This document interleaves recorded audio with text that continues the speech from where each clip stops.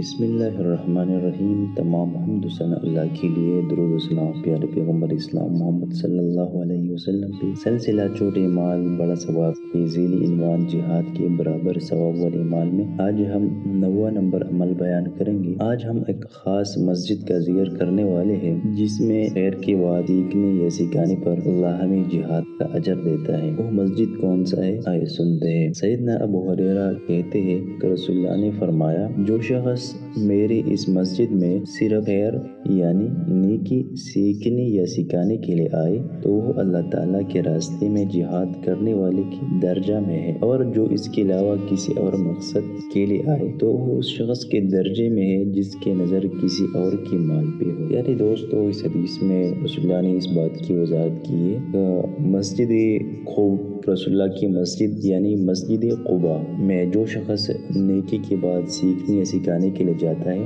تو اس کی مثال جہاد کرنے والے کی طرح ہے۔ مطلب وہ شخص اللہ کے راستے میں ہے اور اس شخص کو اللہ جہاد کے برابر ثواب دے گا۔ اللہ ہمیں مسجد قباء کی دیدار کرنے کی سعادت عطا فرمائے۔ تو یہ آج کا مختصر سا عمل تھا جو ہم نے بیان کیا۔ جزاک اللہ خیر۔ اللہ ہمارا حامی و ناصر۔